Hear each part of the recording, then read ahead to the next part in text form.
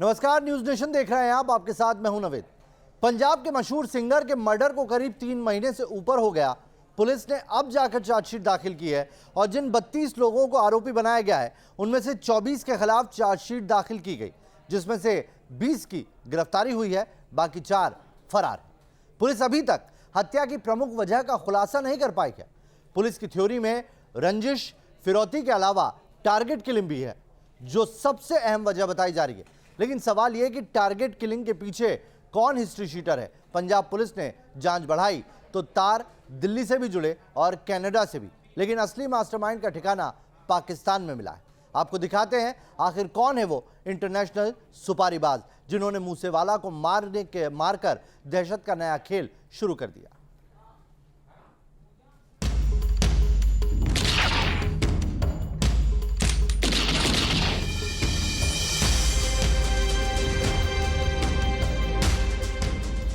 गोली मारी, जश्न मनाया,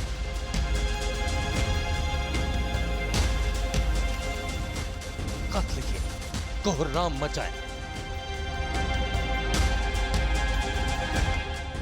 मर्डर किया, गाना गाया,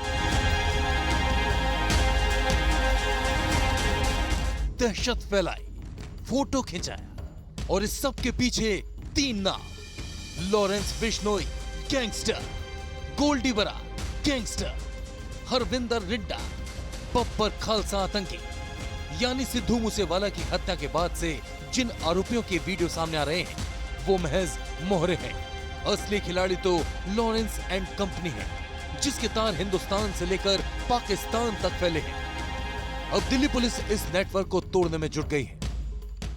टारगेट किलिंग से जुड़े और दिल्ली और पंजाब में आतंक का कोहराम मचाने वाले गैंगस्टरों के खिलाफ दिल्ली पुलिस कार्रवाई करने जा रही है, जिसमें सिद्धू मूसेवाले के हत्यारे गैंगस्टर भी शामिल हैं। लॉरेंस बिश्नोई और गोल्डी बराड़ के खिलाफ दिल्ली स्पेशल सेल एफआईआर दर्ज कर रही है। AK-47, assault rifle, grenade launcher, hand grenade, pistol, cartridge, bullets, detonators, police uniform और आईफोन, इतना कुछ सामान उन कातिलों के पास था जिन्होंने 29 मई को पंजाब के मशहूर सिंगर सिद्धू मूसेवाला को मौत के घाट उतार दिया। अब सवाल उठ रहा है, इतने घातक हथियार बदमाशों तक कैसे पहुंचे, जबकि AK-47, assault rifle, grenade launcher बिना इंटरनेशनल कनेक्शन के मिलना नामुमकिन है। आखिर इस पूरे खेल में कौन लोग हैं जो हिंदुस्तान में टारगेट किलिंग का नेटवर्क चला रहे हैं? इस पूरे जाल को तोड़ने के लिए दिल्ली पुलिस तिहाड़ से लेकर कनाडा तक के सारे कनेक्शन छान रही है, जिसमें दिल्ली पुलिस की स्पेशल सेल के रडार पर लॉरेंस गैंग और नीरज बवाना गैंग का नेटवर्क भी है, जबकि ये दोनों एक दूसरे के जानी दुश्मन हैं। ये अलग बात है, दोनों का काम करने का तरीका एक जैसा है।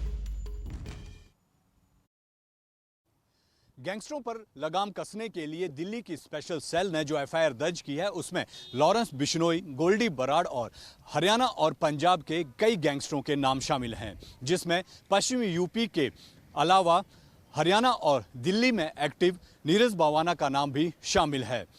गैंगस्टरों पर लगाम कसने के लिए दिल्ली स्पेशल सेल ने यूएपीए के तहत जो एफआईआर 2 अलग अलग दर्ज की गई है, पुलिस सूत्रों की माने तो केंद्रीय गृह मंत्री के आदेश पर यह एफआईआर दर्ज की गई हैं। इतना तो साफ है कि सिद्धू मूसेवाला केस से टारगेट किलिंग का घिनौना खेल सामने आया है और उसका नेटवर्क भी, साथ ही पंजाब पुलिस से लेकर दिल्ली पुलिस की ढिलाई भी।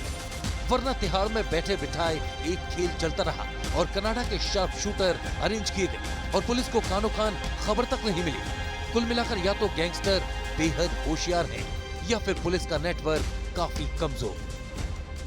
सिद्धू मूसेवाले की हत्या 29 मई को मानसा के जोहर के गांव में कर दी जाती है और इस कत्ल के पीछे लॉरेंस बिश्नोई की गैंग और गोल्डी बराड़ की गैंग का हाथ था। तिहाड़ जेल में बैठा लॉरेंस बिश्नोई ने इस पूरी हत्या की साजिश रची और विदेश में बैठा गोल्डी बराड़ ने उसे अमली जामा पहनाया। ये मूसेवाला के कत्ल के बाद का पहला वीडियो है जिसमें गोली मारने के बाद आरोपी बंदूकें लहराकर जश्न मनाते देखे गए।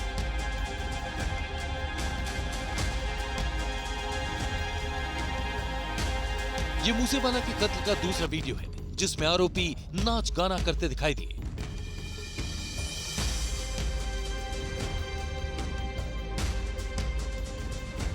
ये मूसेवाला के कत्ल के बाद का तीसरा वीडियो है जिसमें आरोपी गुजरात के समंदर किनारे फोटो खिंचाते दिखे।